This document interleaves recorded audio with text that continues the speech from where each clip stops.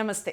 ఎన్నో ఆధ్యాత్మిక విషయాలు మెగా9 భక్తి ద్వారా మనం మాట్లాడుకుంటూ ఉన్నాం. నాకు చాలా అంటే చాలా ఇష్టం అని ప్రతి వీడియోలో చెప్తూనే ఉంటాను. కొంతమందిని చూడగానే మనకి లక్ష్మీప్రదంగా అనిపిస్తారు, శుభప్రదంగా అనిపిస్తారు. అలాంటి వారే జయప్రదమ్మ గారు. చాలా అంటే చాలా చాలా సౌమ్యంగా చెప్పే విషయాన్నన్నిటినీ కూడా నోట్ చేసుకొని పాటిస్తే ఖచ్చితంగా మంచి ఫలితాలే దక్కుతాయి.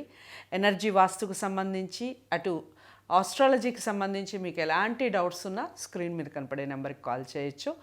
అమ్మగారి అపాయింట్మెంట్ లభిస్తుంది.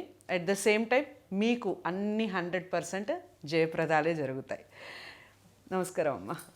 శ్రీమాత్రే నమః. మనం కార్తీక మాసం అయిపోయింది. నెక్స్ట్ వచ్చేది మార్గశిర మాసం.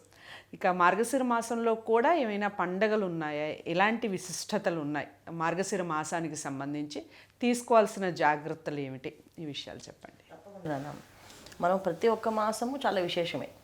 అయితే కార్తీక మాసం ఎందుకు ప్రసిద్ధి చెందిందంటే, కార్తీకం అంటే ప్రతి ఒక్క మాసానికి ఒక్కొక్క నక్షత్రం దేవత అధిదేవత ఉంటారు. అధిదేవతలు ఎవరైతే ఉన్నారో వాటికి ఎక్కువ ప్రసిద్ధి ఏంటంటే, కార్తీక మాసం కృతికా నక్షత్రం మీద వస్తుంది కనుక కార్తీకము, కృతికా నక్షత్రం రవి నక్షత్రం కనుక అగ్నితత్వ రాశి, రోజు మనం నిత్యం కొలిచే దైవము. ఆయన లేకుండా మనకి ఏది అసలు ఏ ఔషధం తెరవదు, ఏ మనిషి బతికుండడు.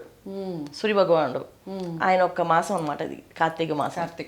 సో ఆయన మాసం కనుక చాలా విశేషమైన అందరూ పూజలు, దానాలు, ఫలితాలు. అంటే మన గ్రంథాల్లో పురాణాల్లో ఏం చెప్పారంటే, కార్తీకం అంతా విశేషమైనది ఇంకొక మాసం లేదు అనేసి. అలాగే మార్గశిర మాసం కూడా అంతే విశేషం. అయితే ఏంటంటే, ఈ కార్తీక మాసాన్ని మార్గశిర మాసాన్ని రెండు కూడా విశేషంగా చేసుకోవాలి. మార్గశిర మాసానికి అధిదేవత ఎవరు అంటే కుజుడు. కుజుడు అంటే మనకి ఏంటి, జాతకంలో మనకి మార్స్ అని అంటాం కదా. ఈ అంటే కుజ దోషం ఉందని, సర్పదోషం ఉందని, కాలసర్పదోషం ఉందని, ఇలా అవన్నిటి చూస్తుంటాం. వీటన్నిటికీ కారణం ఏంటంటే, జాతకంలో బలంగా కుజుడు ఉంటే అన్ని విఘ్నాటంగా లేకుండా ఉంటాయి. కానీ కొన్ని ప్లేసెస్ జాతకంలో బలంగా కుజుడు ఉన్నప్పుడు అది లగ్నంకి అయి ఉండకూడదు, సప్తమ స్థానం అయి ఉండకూడదు, చతుర్థ స్థానం అయి ఉండకూడదు.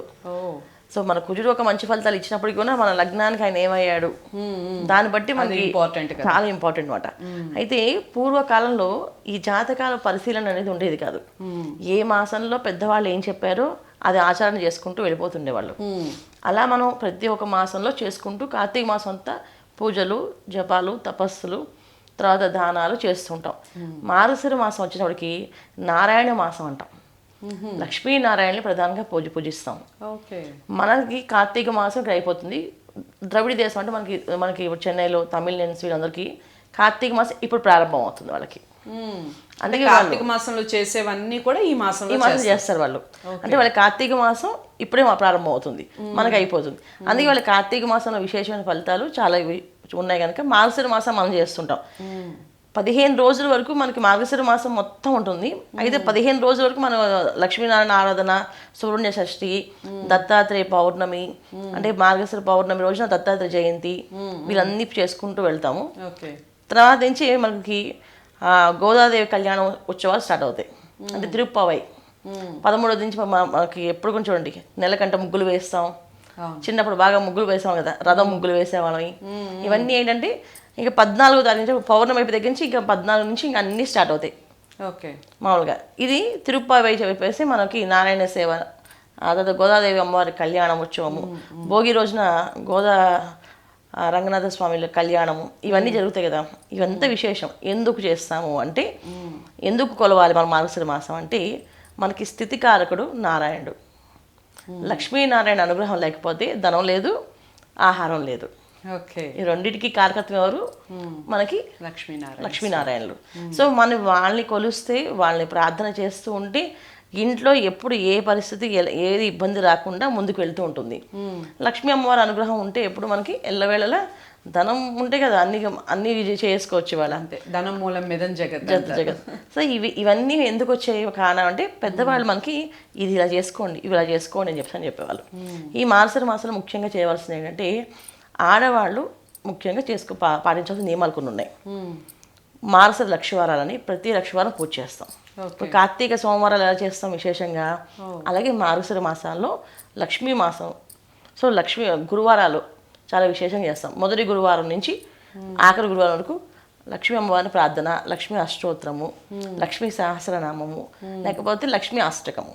అంటే లక్ష్మీ అష్టోత్తరం రాలేదండి, లక్ష్మీ అష్టకాన్ని ఇలా ప్రార్థన చేయడం, నారాయణ అష్టోత్తరము కలిపి చదవాలన్నమాట. ఈ రెండు చదువుతూ పెట్టిన నైవేద్యం పెట్టకుండా పెట్టాలి ఓకే. ప్రతి గురువారం.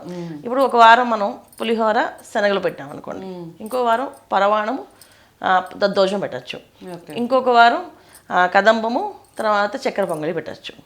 అలాగా ఇంకొక వారం వచ్చేసి పూర్ణంబూర్లు గారెలు పెట్టాలి. ఇలా ఈ విధంగా మనం నైవేద్యాలు పెట్టి పూజ చేస్తే మనం అనుకున్న కోరిక ఏవైతే ఉందో, సంకల్పం ఏదైతే ఉందో అది ఖచ్చితంగా నెరవేరుతుంది. ప్రతి వారం చేస్తారు ఈ పూజ. ఇలా చేసుకుంటూ వెళ్ళడము, ప్రతినిత్యము దీపారాధన చేయడము, పొద్దున్న సాయంత్రం చాలా విశేష ఫలితం. కార్తీక మాసం ఎలా అయితే మనం పొద్దున్న సాయంకాలం దీపాలు పెట్టామో, గుడికి వెళ్ళి పెట్టాము. ఇప్పుడు గుడికి వెళ్ళిపోయి ఇంట్లోనే తులసమ్మ దగ్గర పెట్టాలి సాయంత్రం పూట. ఈ మార్గశిర మాసం అంతా ఒక ఇల్లు కావాలని సంకల్పించుకున్నారు. ప్రతిరోజు పొద్దున్న సాయంకాలం ఒకే టైం పెట్టుకోండి, ఆ టైం దాటద్దు. పొద్దున్న పెడదాం అనుకున్నప్పుడు పొద్దున్న మనకి 5 నుంచి 9 లోపు ఏదో ఒక టైం మీరు ఫిక్స్ అవ్వండి. ఇక్కడ ఏంటంటే మనం ఎంత పట్టుదలగా ఉన్నాం అనేది భగవంతుడు ప్రకృతి చూస్తుంటుంది. ఓకే, ఖచ్చితంగా నాకు కావాలి అని కోరుకుంది, అది ఎప్పుడు కావాలి? తొందరలోనే కావాలి. తొందరలో అంటే ఎన్ని రోజులు కావాలి అని అడిగాను. ఎవరైనా భగవంతుడు ప్రత్యక్షమై మీకు వరం కావాలంటే ఎప్పుడు కావాలంటాం మనం?